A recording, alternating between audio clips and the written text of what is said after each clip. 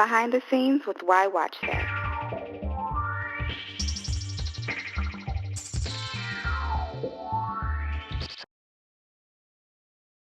Hello, referee. Are you there?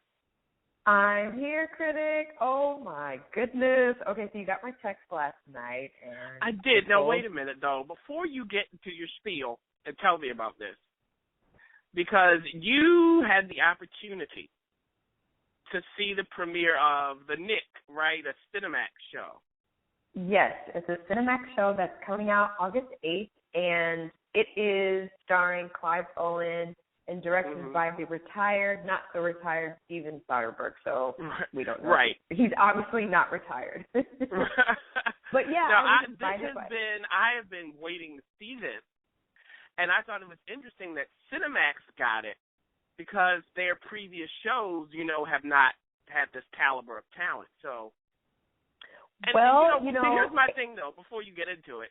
I'm looking at it, I'm going, is this like Masters of Sex, but like 50 years earlier? I mean, well, you know what?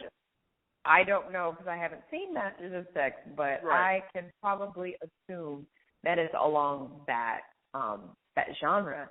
So basically, because I don't want to give it away, I think we should really, really talk about it. I just wanted to touch base with you really quickly in regards to what Soderbergh has presented to us.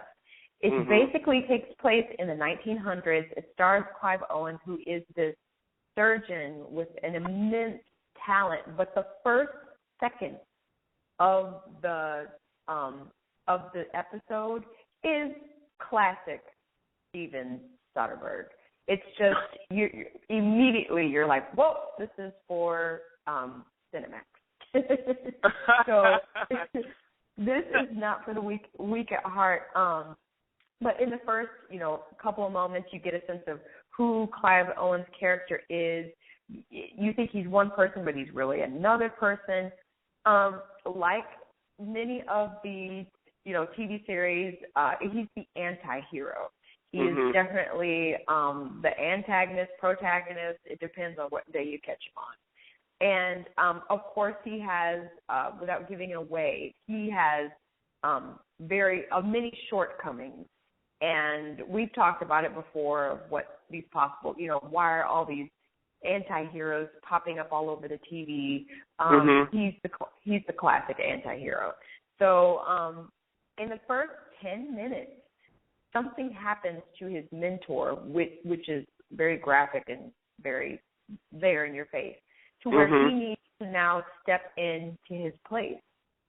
And as the chief surgeon of this hospital in the 1900s. It is, Critic, it's about the dawn of modern medicine. Right, because this is before now. Yeah, and this is before they had all of the sterilization and all of that, right? Those procedures. Yes, I mean they're just now getting electricity when we start here. So it's I have to say this without giving too much away. It is very graphic. I used to watch on the Discovery Channel the surgery, so I'm not, when it comes to blood or flesh or anything like that, I'm not weak at heart, but it is, I was sitting in that audience and everyone was like, oh, I heard gagging. So hats off to the prosthetics team because they made it look absolutely real. Wow. Everybody, I'll give it away. I'll give this little tidbit away. There is a cesarean that happens. And you see it. You see it. Come on. So there's a teaser. So it's harkening back to Alien. We could see something come out of it. Well, Alien, except it's not an alien coming out. It's it's a human. Crazy. Totally crazy. Now, what made it interesting is that because of Clive Owen's character's promotion, his name is John Thatchery. There is a doctor who comes on the scene who is a glowing rising star in Europe doctor who the endowers of the hospital, who really had the final say because of the money, invite him over to take the deputy chief of surgeon spot, which was Clive Owen's character's old spot. And he's black. Hello. So I saw that in the cast photos. Yep. So so they got a little bit of that going. A lot of it. So all in all, they've let us watch 2 episodes. I think our producer is going to air it. I got a chance to talk with Stephen Katz, who is a writer and supervising producer, as well as one of the cast members who plays a health inspector. His name is David Fierro. So I got to chat with him. It was really, really, really nice. HBO did a wonderful job of setting it up. We saw 2 episodes. Will I watch it? You mean Cinemax, even though no, it's HBO? It's HBO has their hands all in it. Okay, so good. It is by Cinemax, but that's why you're getting the talent that you see. So Clive Owen is really the leading talent. Some of these other actors and actresses, if you watch movies enough, you may recognize them, you may not, but the acting is superb. The acting is top notch. They're just not well known. So now, and that's what what TV is all about, really. I mean, you have a big star, and then you have supporting actors who really know what they're doing. Absolutely. So the question is, will I watch it? Will I won't watch it? Well, everybody's going to have to find out until we really sit down and talk about it. It is graphic. It is gory. It is funny. It is dark. It is light. It is a lot of things. And good old retired Steven has come out of his shell, has totally come out of his shell and given us something to look at. Now, wait a minute. Right before we go, because I really got to dash, technically speaking, the costumes are great. The music is odd because it has nothing to do with the time. It's classic Steven Soderbergh. The camera is shaking. It's, the first episode you feel like you're peeking in on these people. So it's his, he puts his stamp all over it. And he's really given Cinemax a nice adrenaline shot, no pun intended. You will have to find out what that means when it gets to that. So, yeah, that's it. Okay, well, this sounds great to me. You're going to like it. You're going to like it. You will like it. Oh, yeah.